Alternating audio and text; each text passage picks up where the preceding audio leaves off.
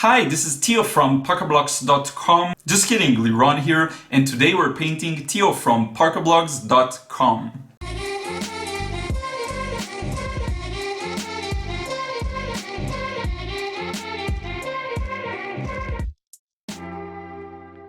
What up friends, Liron here. Thank you for joining me in another video. Today we are painting Teoh from Parkablogs.com. I really appreciate Teoh and his work here on YouTube, and I just wanted to make this as a tribute to him. I actually got this idea together with painting Steve Mitchell. I want to show you already the final result. Some of you have seen this on Instagram, okay?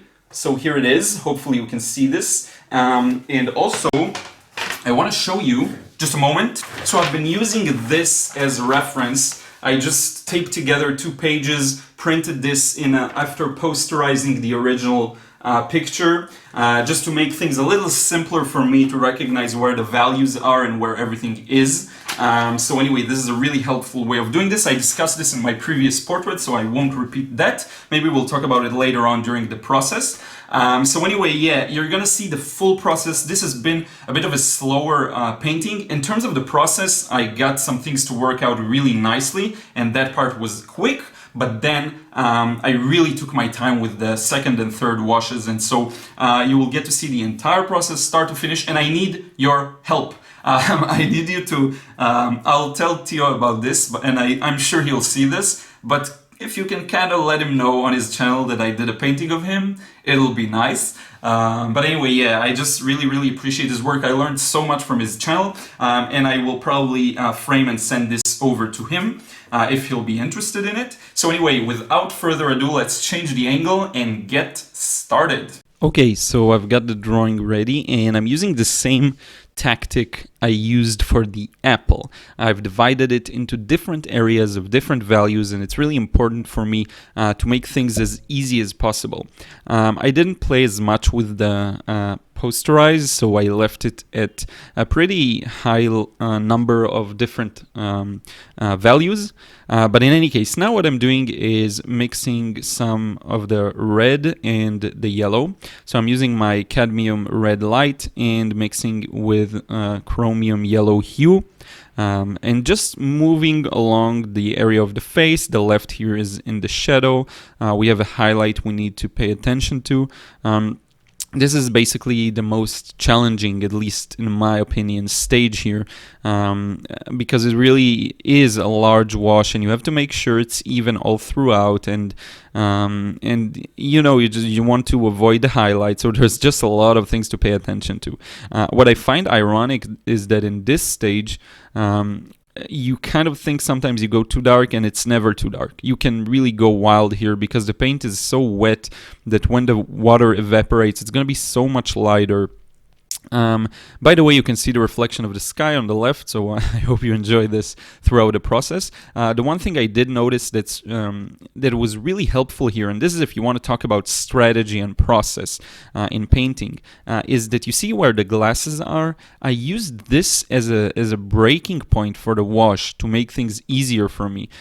So I actually used them as a border, and then I can stop there and continue the wash under them. The reason I can do that is that the glasses are going to be black, so almost black, and so when something's black, you know it's going to obstruct your current wash completely, and then it's fine to take a break there and continue the wash under it, or use it as some kind of a border, if you will. And this is exactly what I'm doing here. If you can break your wash into several mini washes, you can really make life easier for yourself. So anyway, I painted around the highlight. I used a bit of yellow for this area on the right, just because it's basically a lighter area, and now I'm blending in some of the highlights. I left a rather large highlight in this entire area. It is a bit smaller in the reference in the picture, but it's still good, I think, as long as it doesn't throw off the gamut too much for the entire painting. It's good. By the way, it's funny. I sometimes, for example, with Steve Mitchell, I had to really look for a good scene out of his YouTube videos. With this one, I got lucky because I found one that I like immediately. I just opened a random video by Teoh. moved a bit with the scroll bar and then found a good spot, print screen, save the image. It was just perfect, worked really nicely. So anyway, now I added a bit of blue to the mixture to the left area. I want to take this opportunity to remind you that my podcast is out. I will put a link in the description box below. Hopefully by that time this video is published. I already announced it on Instagram as well. You can check it out there. This is one of the first few times I'm using this link, so if you have any issues with it, let me know. And also, I think if you can just search for the name of the show, you'll easily find it in the podcast store. Well, it's not really, it doesn't cost anything, but it's called a store, I guess. So anyway, it's available on iTunes and will hopefully be available soon in other platforms as well. And if you do check it out and you like it, then I would really, really appreciate it if you leave a review there. It really helps more people find it and just gets me one step closer to world domination. Just kidding, not really.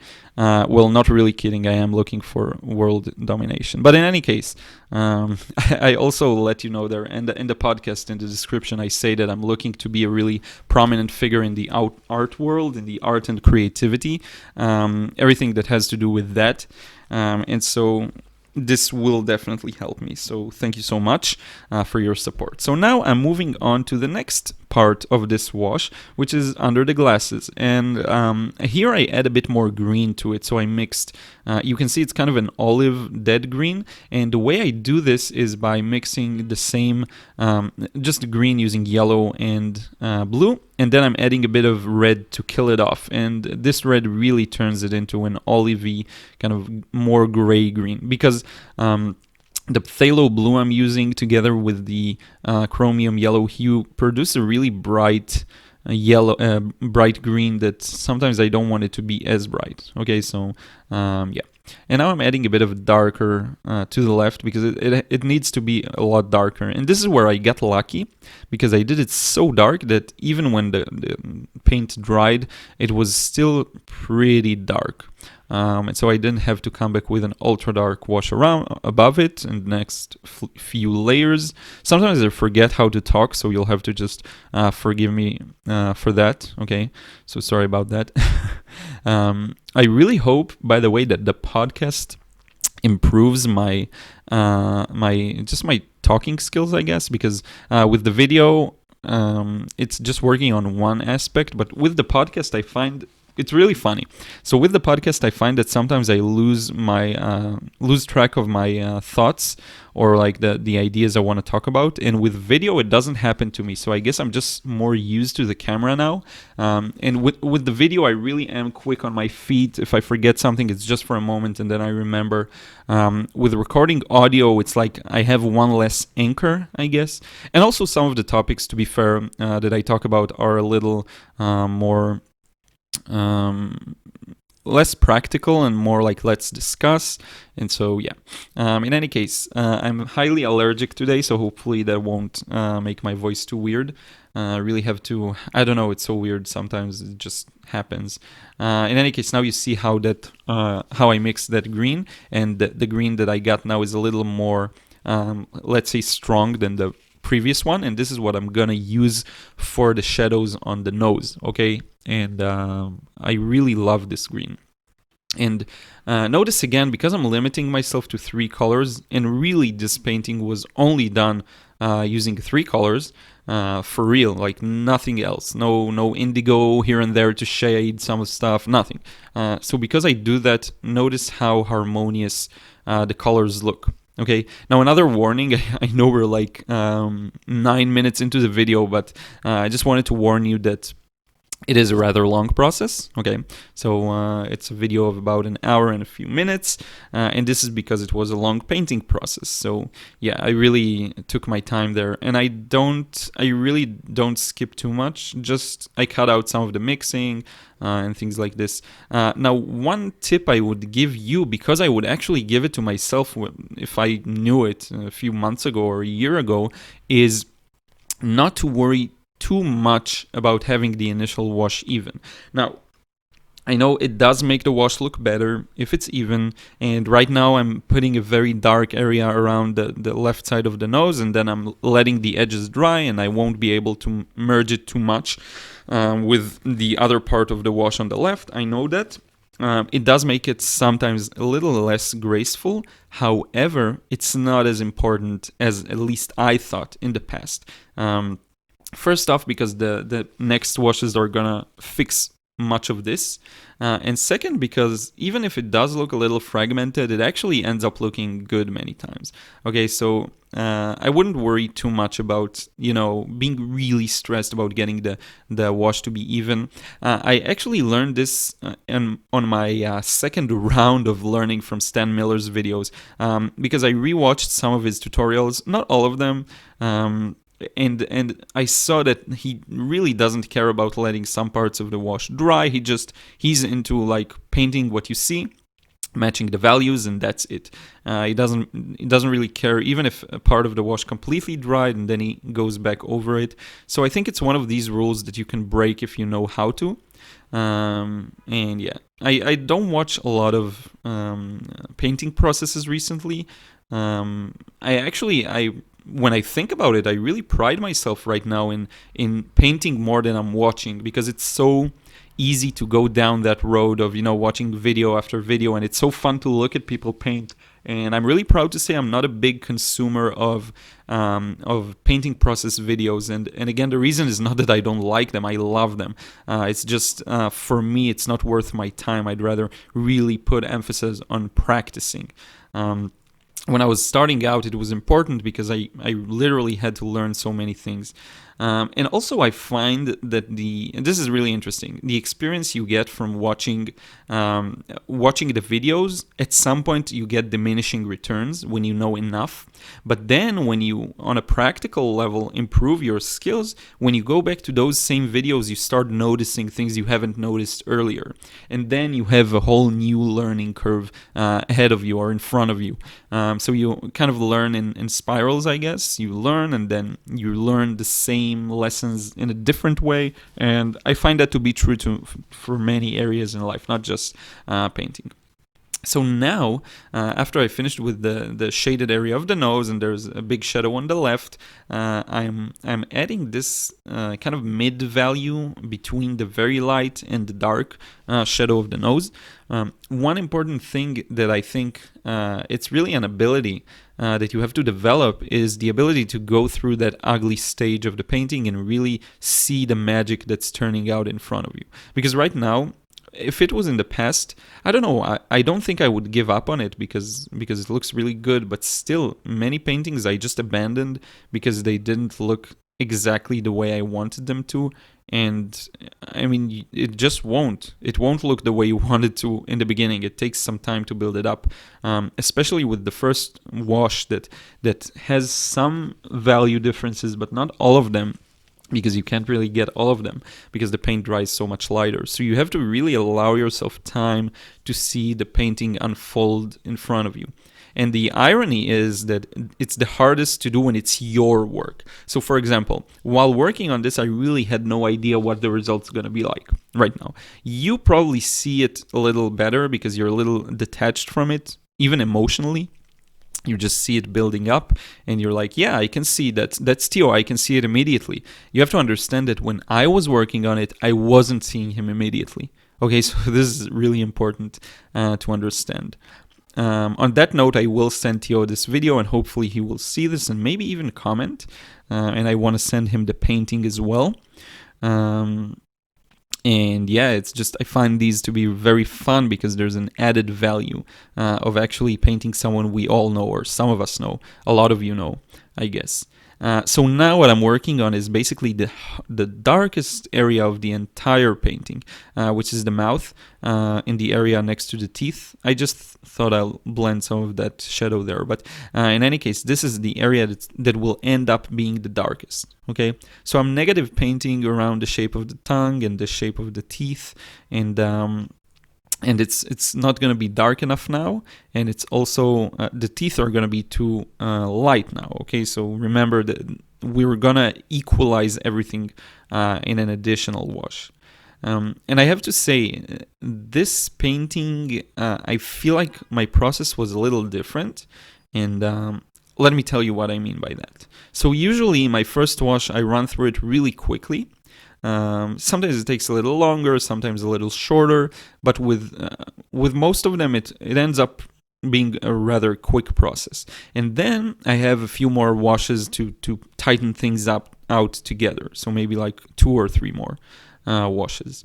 With this one, what I feel like happened was the initial wash took much longer than usually, but it took care of a lot of other things, shortening my time on the next 2 washes or 3, however, I think 2 more.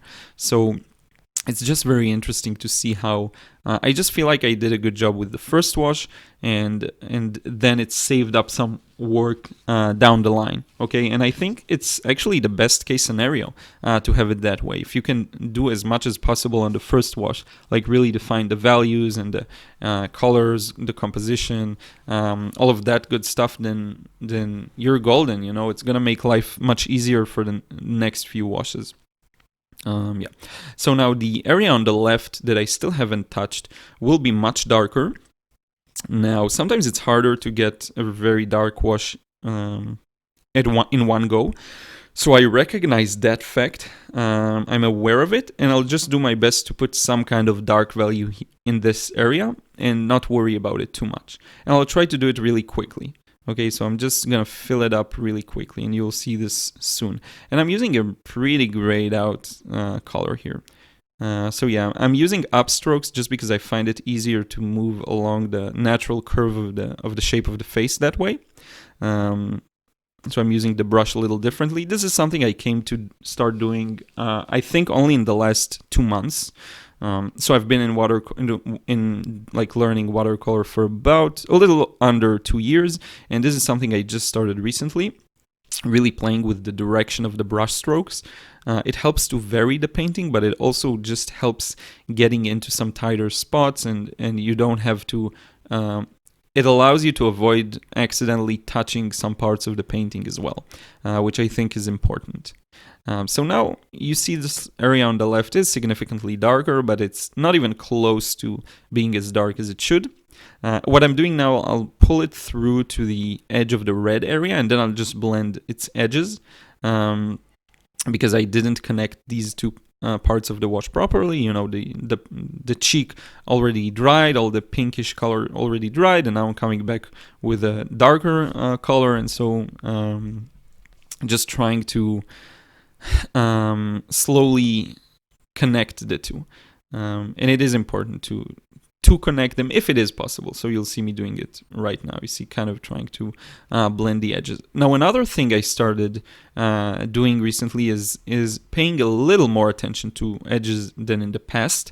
And what do I mean by that? So in the past, I would default to either one of two things would happen.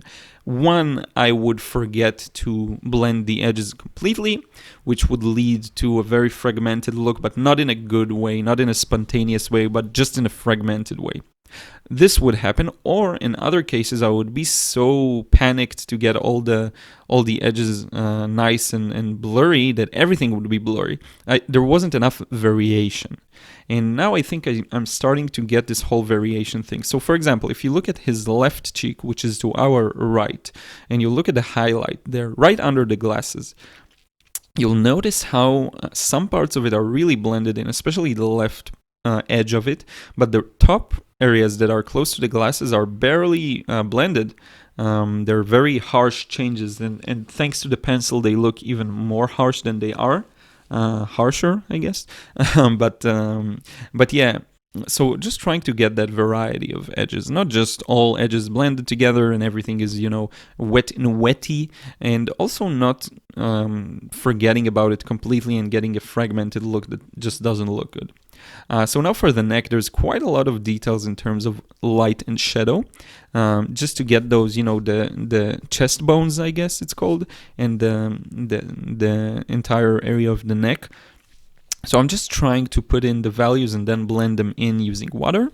So first I started with putting the darker values. Now I'm coming back with a wet brush and blending it together. It doesn't necessarily isn't necessarily gonna get me the best result. I was really winging it because I'm so focused on matching the values and getting the color harmony to look good that that I wasn't really I wasn't really paying necessarily as much attention to getting the color dispersion right, I guess. So you see there's a bit of a blossom there at the bottom, but that's fine.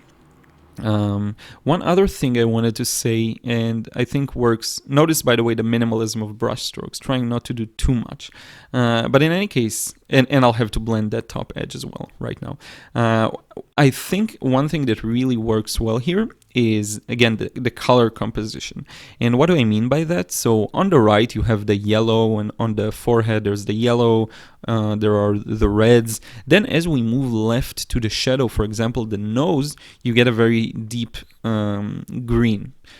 But then here's what I find interesting. When you move downwards or left out of the focal point, which is, I guess the eyes and the nose, you get also darker shadows, but these are more muted. So for the shadow on the left, I used a more gray mixture. For the shadow on the neck, it's more of a purple, dark, violet mixture.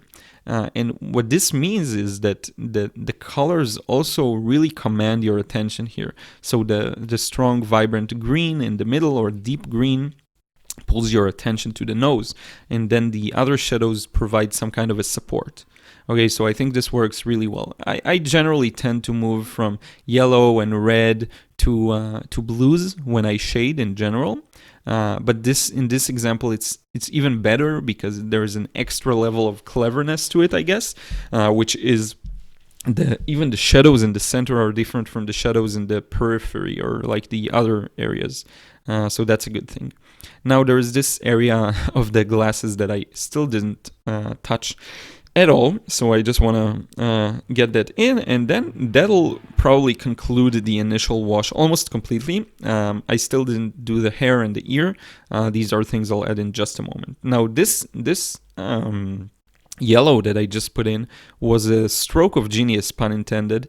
Really was a stroke of genius because it created some vibrancy and some pureness of color. So later on, when this wash dries, you will still be able to see that very strong saturated yellow. So this was really not planned. It was more of a mistake, and it really worked out for the best, I think. Also, the entire way I executed this part of the painting with the eye and the shadow I'm gonna just add under it is just really good, I think. It actually contrasts really nicely with the highlights of that area being generally lighter, because it's the right side of the face and light comes from the right. So this entire wash is something I'm really pleased with. And yeah, I'm kind of struggling with recording and my nose is a bit runny. That's no fun. And anyway, yeah, now I just put in the some wet and wet, and this, I think, using a purer green in this area really did a good job, and you'll see this later on as I move along with more washes. I think it turned out really nicely. So this pretty much concludes the initial wash in terms of the face. The one thing I want to work on right now is the hair. So I'm using a very dark mixture of the kind of bluish green in here, and I think this will work out really nicely. It's definitely not gonna be as dark as I want it to. So an amateur mistake I used to do, it's not really amateur, but it's just a mistake I used to do, is believing that it's gonna be as dark. Now this doesn't have any negative implications. If you believe it's gonna be dark and it ends up not being as dark as you need to, you just end up adding another layer over it and it becomes darker. But knowing that in advance really can change the way you decide to work on stuff. So for example, for me, I did this wash knowing that I'll have to do at least 2 more, and just being prepared for that. So I actually consider this to be a part of the initial wash, and not something that will be an added layer above it or anything like that. This one is actually, to me, a part of the initial wash completely. So I tried to move from left to right, from right to left. On the right area, I used a little more yellow because it's warmer, it's closer to the light. And the more I moved to the left, I tried using a little more blue and eventually a little more blue and red. And using the red as a darkener and as a muter, let's say. And really try to get the right side in as quickly as possible, because the left side, I don't want it to dry, and it's just the larger area. So I could have started this actually with the right side from the bottom and then building my way in a fan kind of shape. But I decided to do, the way watercolor is supposed to be done, from top to bottom. But you don't always have to work from top to bottom. Many times left to right can work as well. So the most effort was put into the strokes that are outer, that will dictate the outline of the hair, because it's basically the outline of the head as well.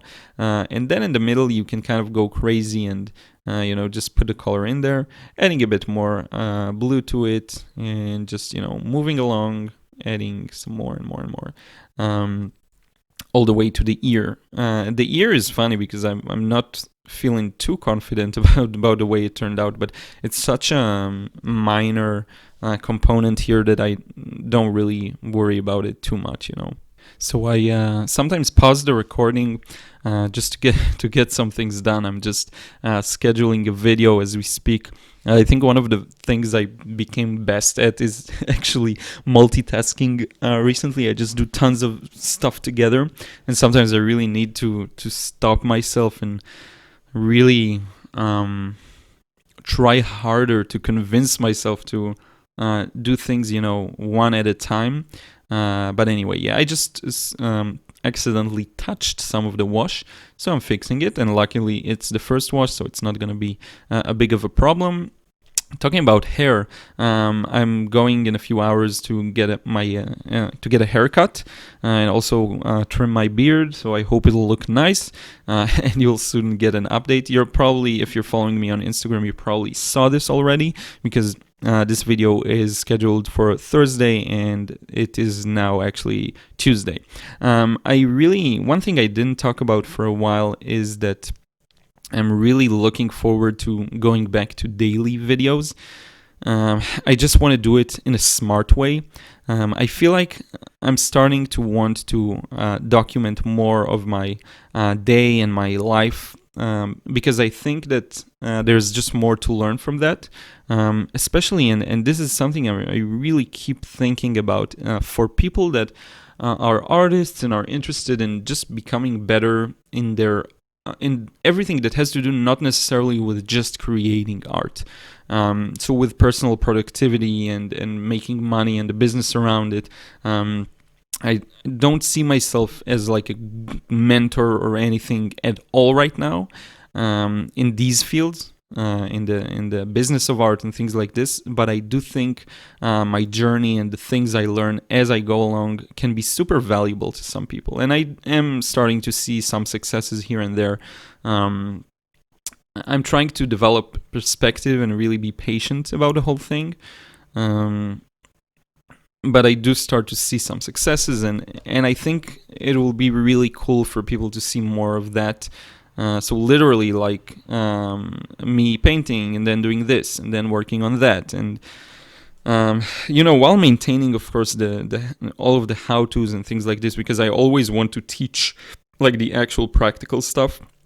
I don't want to be the cliche person that teaches how to, like business success of art, but then doesn't know how to create art.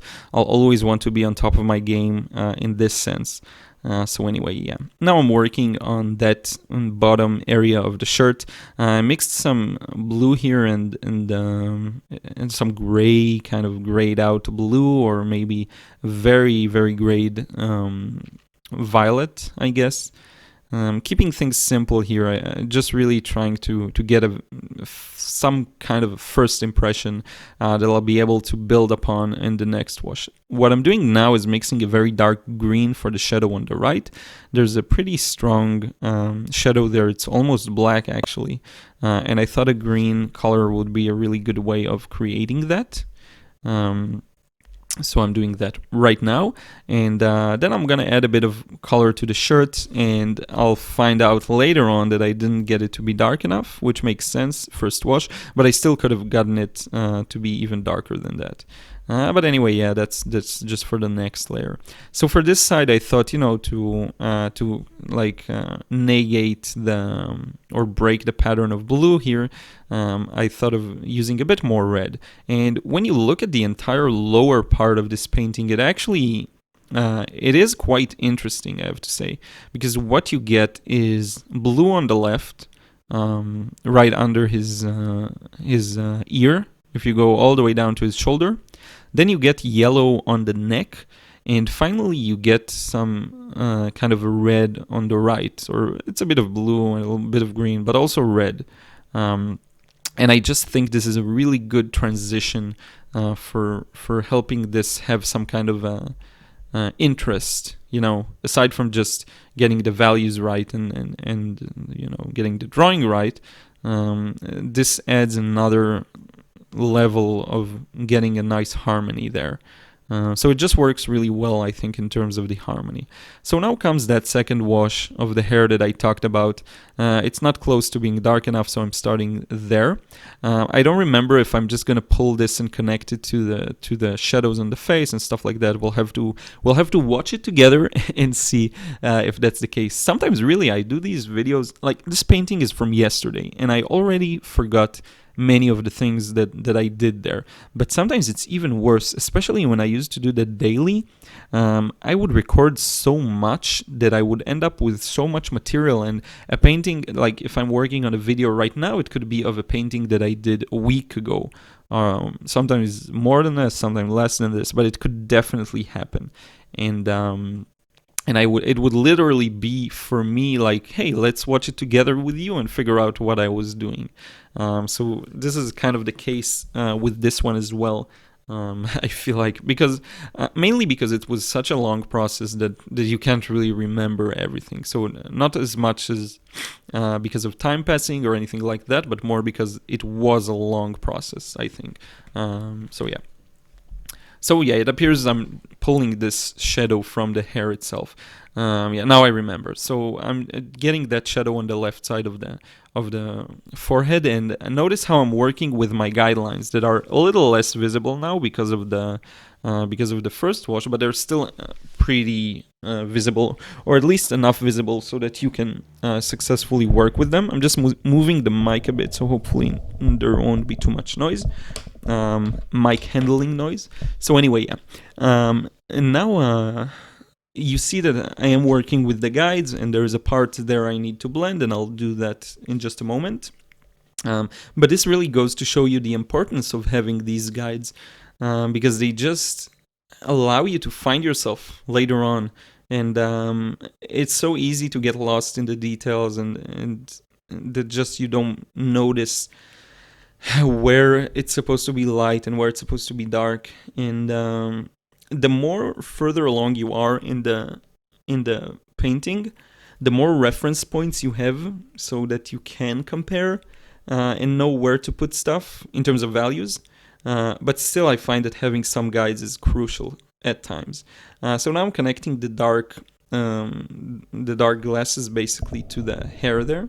This is important because I want it to look.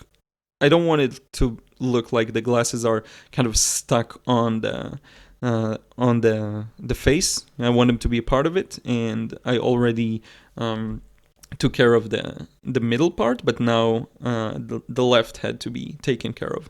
So now I'm just adding a few more shadows to above the glasses, turning basically the top shadow to a little more yellow. I do this just to add a bit of interest, I guess. There's a lot of improvisation, and again, it's not improvisation of neglecting stuff or things like this. It's more of an improvisation in the sense of let's try this and see what happens. I find that's really important. Right under this area between the glasses and the yellow, I left a teeny tiny highlight that you can barely see, but it will be more important later on. Okay, so many things, with time I start to get it a little more. The whole thing with painting is that it's just a combination of tons of little things that affect if the painting is going to look good or not. This is something I thought about when I did the apple painting from Tuesday, and also this one. It really is a combination of tons of variables, and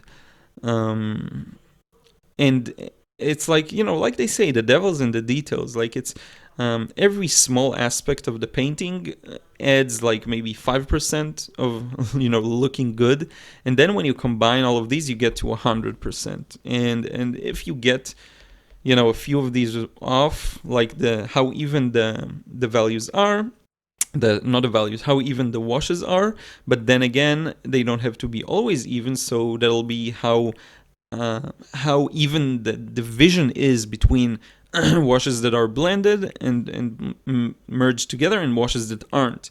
What's the ratio between, and this is really taking it in an analytical way, but what's the ratio between between blended edges and or blurry edges and the rough edges? All of these small things, how the colors are working together, how the shadows are dispersed, if you have enough value variation. It's so many small things, and I think this is the reason why sometimes you just don't get the result you want and you have no idea why.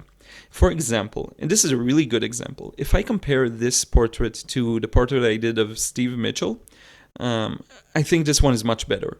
And I put probably as much effort into both, if not even more, to Steve Mitchell's portrait, because there was the background and stuff like that. But for some reason, this one turned out, I think, a lot better, especially in terms of the color selection. Now, I did use a different primary trio for Steve Mitchell's video. And I do like this one better, but something didn't work out with the highlights there. So what I feel like happened was I left too many pure white highlights, and they didn't merge well with the rest of the trio that I used. And I think this led to the result being not exactly what I planned for. And with this painting, everything just clicked, and you really don't have a lot of control over these things many times, because it's just, again, the devil's in the details. It's just, it's the small details that combine together to create a beautiful painting. And sometimes you mess up some of these and you have no idea or no way of knowing and stopping yourself from messing them up. This is why I think it's so important to exercise a lot of even forgiveness, I would say, and acceptance towards your work. I really love all of my paintings. Even if I hate the way they turned out, I love them. And you have to, because it's your creation. You get what I'm saying? It's like a kind of a paradox, but... And this is, by the way, a really good topic for a podcast, so I'm going to write down a note right now for myself. Let's say perfectionism. Thank you for sticking along while I do this. Perfectionism, acceptance, loving your own work. Let's talk about that in the podcast. So I'm going to use this chance to, again, plug it. Don't forget to check it out. The link will be in the description box. Check out the podcast. If you enjoy it, leave me a review. It will really help other people find it as well and bring me one step closer to worldwide fame. So anyway, this is a topic, by the way, I want to talk about in an upcoming video about what my ambitions are and what I really want, what I'm really after. So just to create a bit of an air of mystery to it, I think it's going to be a really interesting video for you. And I'm really happy to, and I didn't say this for a while now, so I do feel the need to say this, and sorry that I'm all over the place with this video, but it's been a while since I really honestly thanked you for watching my videos and sticking along and really going through the changes that I do with the channel and dropping the consistency of the frequency of the videos and all of the support. I really, really appreciate it. Every comment, every like, every subscribe, everything you do, like, it really, really helps. And when I'll share more of my ambitions with you, I think you will better understand what I mean by that.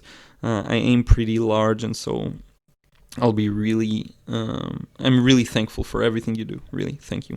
Not just here, also on other platforms as well. And yeah, I see some people, some of you are both here and on Instagram, and I see this, so like, really thank you. So in any case, going back to my point is that it's really important to exercise a lot of acceptance and love into your work, because first off, it is your work and you have to love it, and second of all, it's like there's no way you'll get everything right. Like for me, when I look back on my first year in watercolor, I got almost nothing right. In the let's say in the bar that I set for myself. Now, artists are known to set pretty unrealistic bars and expectations. We are known for that. And we judge our own work by our own standards, and this is why we're artists, basically. And so I think that it's important to remember that, because many times others cannot see the flaws that you see. So it's really subjective, and if you don't like one of your paintings, someone else may love them. I got, for example, feedback, and I'll return to talking about what I'm doing in just a moment, but I got feedback regarding the three portraits, the one of Roland's portrait, D-Rock's portrait, and Steve Mitchell's portrait. So someone told me Steve Mitchell's was their favorite. And honestly, it's my least favorite of those, not because I don't like the portrait, but just because it was the most far off of what I planned it to be. But that doesn't matter, because it's all so subjective, so judging ourselves so harshly for our art is just ridiculous, because others don't, People are gonna like what they like and love what they love and don't like what they don't like. And it works both ways. For example, if I really love this portrait, someone else may say, I don't know, not one of your best ones. And that's fine. So you have to let go of it in both ways. And really just, I think it's a choice to love your work. I really do. And so, yes, this is something I will discuss further in the podcast. So now, this is one of the most important shadows here, because it will define the entire expression, okay, the facial expression. Usually what happens is with portraits, and I really noticed this, the muscles of the cheeks play one of the most important roles in defining the the expression. So now I put a really strong shadow there, really showing the shape of the mouth, and it even may feel a little too extreme at the moment, and the reason why is because I didn't darken everything around it, and I will soon. Okay, so, and this is just a really important part to get accurately, I think. This shadow that I'm working on right now, for example, under the cheek. This is really critical for getting the expression to look right. And so the shadow on the left is one of the more important ones in this particular work. The nose, of course, is also important, and the cheek on the left, but this one was really important for conveying the message. And now what I'm trying to do is add some mid values so that the nose and the difference between the nose and the cheeks on the right isn't as stark. And then I just connected these to the shadow under the glasses, which I somehow missed. I could have gotten it on the previous wash already, and I don't know how I kind of missed it previously. But yeah, now I want you to notice something. First off, there's light coming out of the window, and it's funny that it reflects exactly on his glasses. But one thing I want you to notice is how the yellow on his left eye, which is to our right, how much interest this yellow creates. I think this is something, again, I wasn't planned. I just decided, let's stick a bunch of yellow there. And notice how well it works and how much interest it creates. So yeah, this is another thing that, in terms of the color harmony. Now, the shadow on the entire left side of the face, where it's currently kind of gray-blue, when we make that stronger, you'll see how it's gonna make the shadow under the cheek a little less prominent and just make it look better. Oh, another thing, yeah, this one is good. So now I'm gonna put the darkest darks in the mouth. And this is what will pull back the shadow that I just put on the left. Okay, when you add darks, you literally paint the lights. So by adding a very dark value, you make the values that previously looked really dark, you make them look maybe medium, at a medium level of darkness. And this is exactly what happens here. Now I want to be careful and really work my way around the teeth, because if I mess this up now, it's going to be very hard to fix. These are the areas that you want to be the most careful, and this is something I just thought about. When you work on an area that has a strong contrast, this is where you want to be the most careful, because it's harder to fix a mistake that's really dark on bright. Okay, so this one has this is probably the strongest contrast in this painting, together with maybe the eyes, because the change is so extreme from the white of the teeth to the almost black under the inside the mouth. This is why I think it's really important to be extra careful in these kinds of areas. Now the nostrils as well, and this is a shadow inside a shadow, so it's not that terrible if I'll get it, not as strong as I want. But notice how the nostril is now a little too dark, and I'll have to add a bit of a medium value next to it. This is really common. You have to kind of add something in the middle to get it to look good. So now I'm connecting that shadow on the left with I'm building towards connecting it with the cheek. And then I decided to just ditch what I was doing and do this from top to bottom. So I'll have to work rather quickly, just to make sure that I properly connect the two while it's still wet. And again, it's not that terrible if it's not, but I prefer it to be, especially because it's now a second wash. So it's not like the chances we have for fixing mistakes become less and less existent, So in the beginning, again, you let it flow, you enjoy the flow, but then later on you have to really pull things together, So anyway, now I'm working on merging that cheek with the lighter part of the cheek on the right, and I put in a bit of red here just to get it to look a little more interesting. I like to, if you really pay attention to how I work, you'll find that I love to put in red into the darkest darks, and this is something I actually got from Alvaro Castanet. He does that a lot. He mixes in the strongest contrasty areas. He likes to mix a lot of what is it, like reds and blues together, because it creates really strong and interesting and rich shadows. And it's funny because if you remember, I've been through a time period of really learning a lot from Alvaro Castanet and kind of got to the point where I felt like I was imitating some of his style, and I didn't want it to become an imitation of someone else.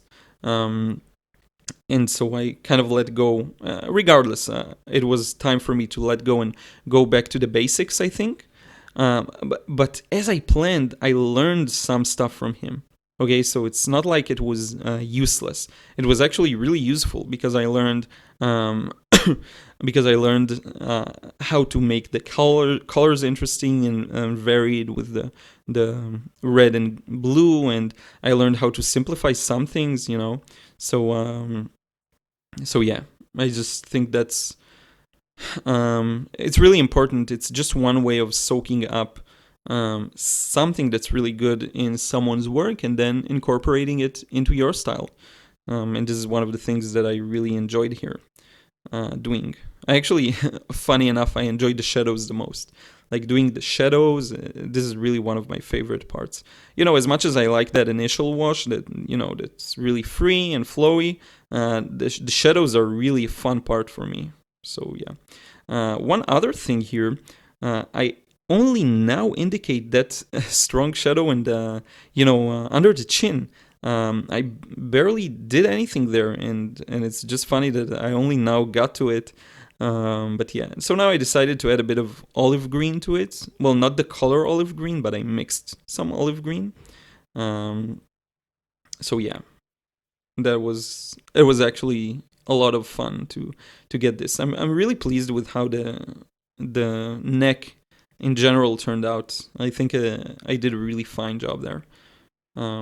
So yeah, and slowly doing basically the same thing I did earlier, with the putting in the shadows and then blending them in. I find that this is what works really well for me in these kinds of instances. By the way, this is indeed a long process, so congratulations if you're still watching now. I think, I had a thought while recording this.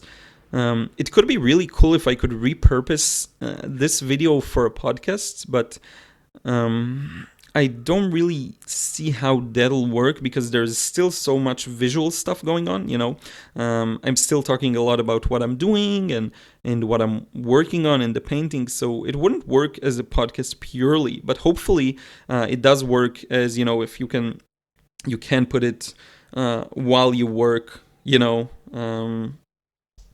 and while you do other things or while you paint and just listen to my voice. I don't feel comfortable putting it as a podcast as is, even though I talk about a lot of, I think, interesting topics. But one thing I can do, I think, is, sorry, I was just stretching and I had a bit of a yawn there. But one thing I could do is maybe cut snippets of this video and post them on Instagram if I'm talking about something interesting. This is something I need to start thinking about, how to repurpose these extremely long videos, because I think there's a lot of snippets in there that are useful, but some people aren't going to sit down and watch all of them, and some people just don't really care about full processes. I know a lot of you care, so I'm keeping this in. Another thing that I'm wondering if I should do is actually make another version of this one, of this video on time-lapse, just because, I don't know, maybe it will be fun, even for Teoh's followers to see this and I guess not go through the entire process, especially if they don't know my channel. Sometimes it's hard to just take on a really long process when you don't know the artist, I guess, on YouTube. When you know him, it sometimes turns into a more fun experience. And so I really am considering creating a time-lapse version. And on that note, I want to make sure Teoh sees this. I'll email him about the video as well. And yeah, I think he'll see this. If you can be nice and you watch his channel too, you can leave him a comment saying that I painted him. He saw the painting on Instagram, but I think I'll just want to make sure that he sees the video as well. In any case, yes. So now I'm getting it's basically the not final touches, but we're near the end of this. We have maybe about 10 more minutes. And this is where you need to really make sure you put things properly. So I put a small shadow under in the white of the eye, because it's almost never white, by the way. The fact that I kept it white all this time is pretty exceptional. Usually there's not as much white in the eyes. Now I'm adding a bit of shadow around the nostril, which I will regret some of it later on. So I'm just wetting the brush, drying it a bit, and then when it's damp, use it to blur things around. One thing I realized also in the last few months is that it's harder to blend a second layer. So when you do the initial wash and you blend things into the paper, it's easier to blend because it's just the paper. But I find that it's harder to blend when you have another wash under your existing wash. So this is also something you want to pay attention to and just be aware of. Many of these things I find that just being aware of can really help you avoid, trouble along the way. Now, on a macro level, if we don't talk about the fine details, the one thing that this painting calls for is the final darks, especially with the hair. So right now the hair is dark, but if you're sharp and you developed your visual perception, if you've been working on it, you probably notice pretty easily that it's not as dark as it should be. If you compare it to the reference, the hair is much darker there. So this is the one thing that I want to get now in a few moments.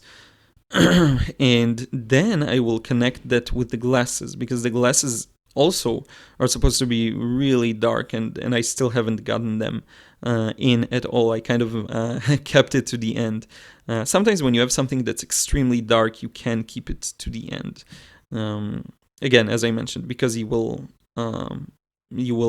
just cover everything else you did.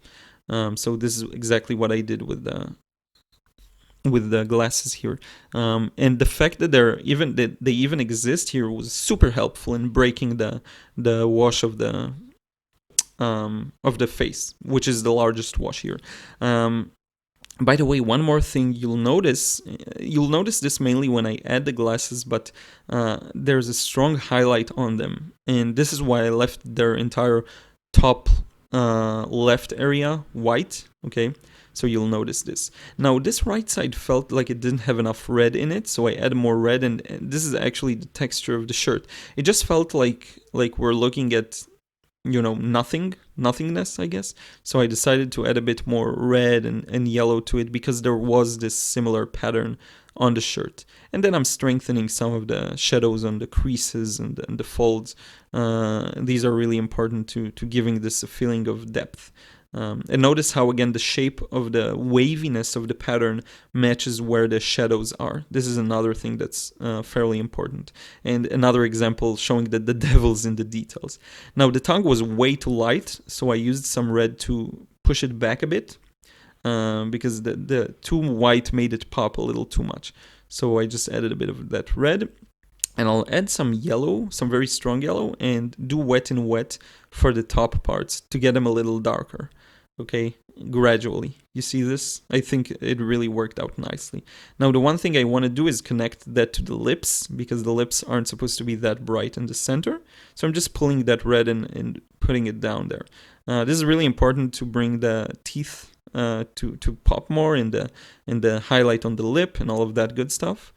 So now, before moving on to the hair, I decided to do the glasses. I'm not sure why, but in any case, so yeah, I started with the glasses, and now you're gonna see, I'm gonna put a really dark value there, and it's not gonna be dark enough, because remember, this is the kind of plays out like a second layer, pretty much. So, well, not a second, I don't even know what I'll call it, but anyway, blending the edge there so that I can later on put the hair in there, and it will look a little more even, I guess. And yeah, now you have to be really careful. Again, remember, areas of strong contrast are the ones that require you to be the most careful, because if you mess up, it's a mess up that's a little harder to correct. Okay, so this is a classic example of this. So I'm really doing it carefully and not doing it in one go, but I'm kind of ghosting above the line and then putting it in very carefully. And now you can hopefully notice the highlight on the top left area of the glasses. By putting in the dark, the highlight pops even more. It was pretty prominent because of the shaded left part of the face, but now it's even more. And notice how putting that dark on the glasses immediately brings them forward from the eyes. Okay, the eyes are sent backwards, even though they were the darkest thing here. Now I messed up a bit on the frame, and I'm gonna correct it in just a moment. You see, I'm gonna wet the brush, wipe it on the towel really heavily, and blend in that little mess up there. It's really not that terrible. Yeah, so I'm continuing with the darkest, pretty much the darkest value here on the glasses, and you'll notice in a few moments, after I finish that first kind of layer, I need to go over it. You see, I'm going over it because it dried and it wasn't dark enough. And again, because this is really dark. This is probably even darker than the mouth. even though in the reference it was as dark, I made the mouth a little lighter, and so yeah. By the way, with this painting, I really knew, I think, when to stop, because I didn't want it to look overworked. And I think in other times I would have continued and tried to pull some more things together or add more shadows. But for me now, what I learned is if the painting looks like I want it to, I'm gonna stop. I'm not gonna continue. Adding more details really quickly ends up being overworked. Now, I hear a lot of artists talk about being tempted to add more and more, and like they say you can work on a painting for hours. I never had that. For me, it's like, bam, if I'm done, I'm done. I don't feel the need to continually add more details and more details and more. I don't have that, So, I don't know. I actually talked about this with a friend recently, and really, I understood how one thing that makes me, I think, a little special among other artists is that I have really less judgmentalism. Is that a word? Really less judgment towards my work and other people's work as well. And this leads me to being able to more freely and carefreely, release more of my paintings and not worry about whether they're perfect or not, Now the light conditions have changed a bit. The sun moved away, so sorry about that change from kind of yellowy to blue of the recording. But anyway, now I'm doing that final layer of the hair, and with this we will conclude the painting. This is really, I don't think I put in anything else. Oh, aside from the ear, which I will do after I finish with the hair. So I'm doing the same work process that I'm doing here. I just had a weird hiccup, which is one of the things I hate the most when I work on these. I get these weird hiccups, and I don't know, it's just... so in any case, I'm doing it the exact same way I did on the previous washes. I'm quickly wrapping up the right part so that I can move on to the left part that has a little more size to it and connects to the ear and the glasses. So yeah, now the one thing you want to make sure in these cases, when you go over wash multiple times, like me here, I'm really going over it again and again and again, is you want to make sure that you're ending it at the same place, okay? So you don't want to get like, you want to be careful not to cross the edges too much of that wash, of the previous wash, but also not be too timid to get close to them, because then you'll get a really weird, effect. You can see some of it on the left with the first and second washes where I didn't really do them completely overlapping. Okay, that's the word I was looking for. I was just so dumb. Overlapping. You want the washes, if you're just darkening an existing wash, you want them to overlap as cleanly as possible. Okay, so you don't want to take either of the two extremes. You don't want to take neither of the two extremes. You don't want to be too timid to get to the edges, and you don't want to go over the edges all the time, because that'll just change the shape of your drawing. So anyway, pretty much done with the hair and that shadow inside the shadow. The next move is just to add some shadows to the ear, and we're almost done. I think we have like 1 minute almost of work. So yeah, I'm just looking at, I write down for myself the point where the painting process ends, so I'll know when to wrap up my narration, because many times in the past it would just end and I'll be in the middle of a sentence and I'll like, oh, okay, that's it. So that's funny. Blending in that left shadow. Even my nose is signaling to me, dude, it's time to blow the nose and, take a break from narrating. But I'm just postponing it. I'm telling it, wait a few more minutes. So anyway, yeah. Now I'm gonna add those shadows here. I really hope you enjoy my ramblings. I think, I don't know. I hope it's interesting. I don't know what sometimes I listen to myself and it's fun. So yeah. So these dark shadows, you don't want to get them too dark. You don't want too strong of a contrast there. It's a shadow inside a shadow, and it's best done even wet and wet in many cases. But this time I didn't do it wet and wet, and it's totally good enough. So anyway, yeah. A bit of shadow that I felt was necessary around there, and this is pretty much done. I don't sign this painting here. I'm gonna sign it later on. Blending some of the edges here just to have it blended, and this is it. Here's the final result. I hope you enjoyed this one. Okay, so friends, I'm done here. I don't want to go any further because I feel like it'll get to a point where it's a bit overworked. And so I prefer to stop here. I hope you enjoyed this process. This has been a really interesting one because I feel like the one thing I was really able to achieve here was a relatively good initial wash. And the better you can get that part, the less work you'll have later on. And so I think with this one, I did a good job with just defining the basic shapes, all of the details, and then with the second and third wash I could really focus on the darker darks. One more thing I think improved here is the fact that I didn't get the values too right. I did too dark. Sorry. I didn't push the sort of gamut too much to the darker sides, and I kept it. I think. A good balance from the darkest darks to the lightest lights, and that's it. And I think this is a good one. I hope you enjoyed this. I really want your help. Let Teoh know I painted him. I'll email him as well, but I really want him to see this. I really wanted to do something for him because I learned so much from him, and it's just... I think he has an interesting face for a portrait as well. Some people kind of captivate me and I just want to paint them. Sometimes even on the street I'll see people like this, and I never got the chance to actually tell someone or ask someone if I can paint them, but I think I will do that in the future. But anyway, this is it. Let's change the angle and wrap this video up.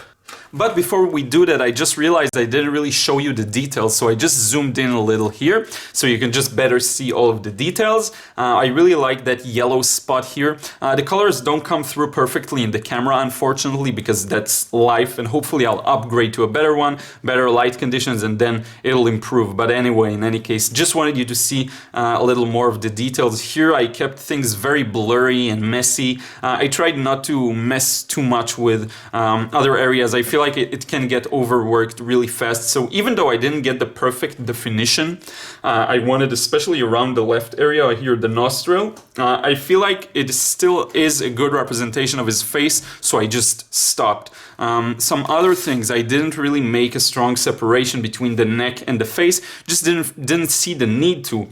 These areas were very similar in their levels of darkness, so I just kept it as is. Really pleased with the folds here on the shirt, some of the creases, curves, the neck. Really, you can see so much going on here. There's blue and kind of dead brown, red and green and yellows and kind of a teal color, I guess. So it's just all over the place, and I love that. I think it works out really nicely in this one. So anyway, now seriously, this is it. Let's change the angle and wrap this up. So friends, I hope you enjoyed this process. Once again, the final result. Yep. I'm really pleased with the way this turned out. I feel like process-wise, I got it to be really the way I envisioned it, and the colors work in a nice harmony together.